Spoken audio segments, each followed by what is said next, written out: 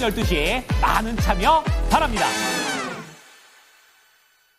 자, 이어서 뉴욕 현지 연결해서 자세한 분위기 점검해 보겠습니다. 김한희 특파원입니다. 안녕하십니까? 네, 안녕하세요. 네, 이 뉴욕 증시에서 이제 트럼프 대통령의 입김이 거세지고 있다라는 것을 계속 언급을 해 주셨는데요. 이제 거의 극에 달하는 것 같습니다. 이 상호관세 때문에 시장에서 변동성이 컸었는데요. 분위기 자세하게 짚어주시죠. 네, 뉴욕 증시 3대 지수 중 S&P 500과 나스닥 지수가 가까스로 상승 마감했습니다.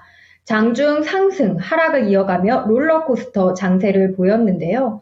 내일 도널드 트럼프 대통령의 상호관세 발표를 앞두고 주식시장이 계속 요동치는 분위기입니다. 뉴욕 증권거래소에서 다우존스 30 산업평균지수는 전 거래일 대비 0.03% 내렸습니다. 반면 S&P 500 지수는 0.38%, 나스닥 지수는 0.87% 상승한 채 거래를 마쳤습니다. 엔비디아가 공모주 2억 5천만 달러를 사들이며 투자한 AI 클라우드 소프트웨어 스타트업 코어이브는 거래 사흘 만에 40% 넘게 폭등하며 기업 공개 IPO 흥행 실패 우려를 씻어냈습니다. 오늘 코어이브는 41.77% 폭등한 52.57달러로 뛰었는데요. 공모가 40달러에 비해 31% 넘게 올랐습니다. 당초 47에서 55달러로 예상되던 공모가가 40달러로 책정되고 공모주 발행 규모가 4,900만 주에서 3,750만 주로 축소되며 흥행에 실패했던 코어이브 IPO는 상장 뒤 거래일 기준으로 사흘 만에 흐름을 돌리는 데 성공했습니다. 2021년 이후 최대 규모의 IPO가 뒤늦게 흥행에 성공함에 따라 IPO를 준비하다 멈칫했던 업체들의 상장도 곧 뒤따를 전망인데요. 티켓 재판매 업체인 스터브어브, 스웨덴 핀텍 업체 클라나, 원격 의류 업체인 힌지엑스 등이 코어이브 성공에 힘입어 조만간 상장을 추진할 것으로 보입니다. 매그니피센트 세븐 빅테크는 오늘 일제히 상승했는데요. 특히 1분기 출하 성적 발표를 하루 앞둔 테슬라는 저가 매수세에 힘입어 큰 폭으로 뛰어 오늘 3.59% 급등했습니다. 전망은 엇갈렸는데요. 디버터 자산운용의 짐 먼스터 상무는 테슬라가 내년에 35% 성장률을 보일 것이라며 낙관했지만 웰스파고는 저조한 분기 출하 성적 이후 테슬라가 반등할 가능성이 낮다면서 매도를 권고했습니다. 오늘 엔비디아는 1.63% 뛰면서 엿새 만에 반등에 성공했습니다. 특징주로는 보건부가 식품의약청을 중심으로 대대적인 감원을 시작했다는 보도로 제약 종목들이 후폭풍을 맞았습니다.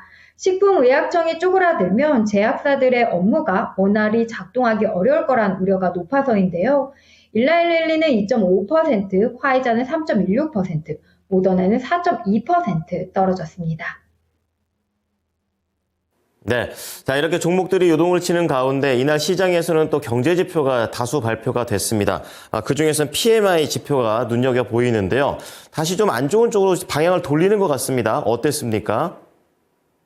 네, 오늘 오전에 공개된 제조업 지표는 관세 불확실성 때문에 예상보다 부진한 것으로 나타났습니다. 미 공급관리자협회에 따르면 3월 제조업 구매자 관리 지수는 전월 대비 1.3포인트 하락한 49로 집계됐는데요. 이 수치가 50을 넘으면 경기 확장, 50 미치면 경기 위축을 의미하는데 이달 제조업 PMI는 전문가 전망치를 하회하면서 3개월 만에 위축 국면으로 전환했습니다. 구인 건수도 예상에 못 미쳤는데요. 미 노동부가 공개한 구인 이직 보고서에 따르면 올해 2월 구인 건수는 직전월보다 19만 4천 건 줄어든 756만 8천 건을 기록했습니다. 시장 전망치를 밑돌면서 노동시장이 안아조짐을 보이고 있다는 평가입니다. 투자자들의 모든 시선은 내일 상호관세 발표로 향하고 있습니다. 백악관은 트럼프 대통령이 내일 오후 4시, 한국 시간으로는 새벽 5시에 로즈가든에서 미국을 더 부유하게라는 주제로 연설할 계획인데요. 이 자리에서 상호관세 발표가 이뤄질 것임을 시사했습니다.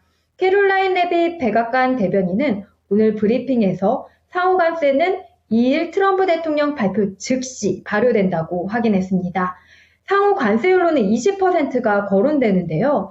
앞서 미국 일간 워싱턴 포스트는 3명의 소식통을 인용해 백악관이 미국으로 수입되는 제품 대부분에 20% 관세 부과를 옵션 중 하나로 검토하고 있다고 보도했습니다.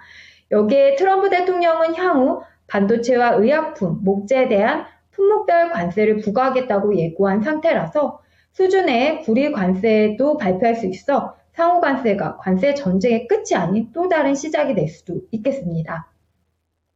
관세 부과 범위에 대한 불확실성이 큰 상황에서 투자자들 역시 계속 혼란을 겪고 있는데요.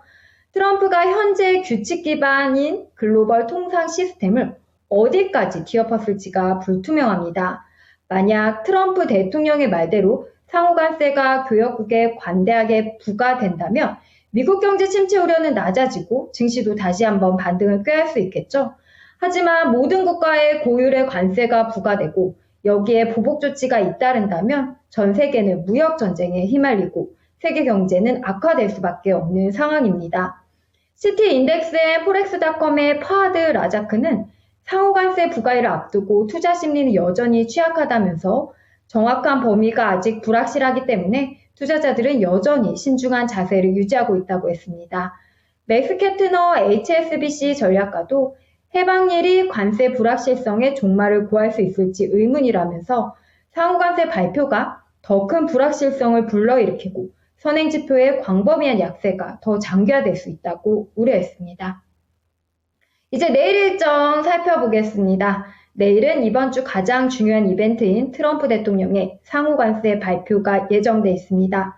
발표 시점은 내일 장 마감 시간과 동일합니다. 주요 경제지표로는 고용지표인 3월 ADP 전미 고용보고서가 발표됐는데요.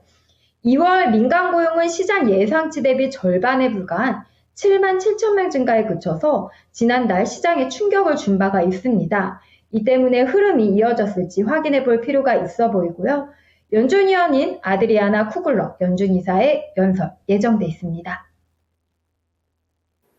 네, 그 무엇보다 협상을 잘해야겠다라는 그런 생각이 듭니다. 오늘 말씀 잘 들었습니다. 감사합니다. 네, 감사합니다. 지금까지 모닝인 뉴욕이었습니다.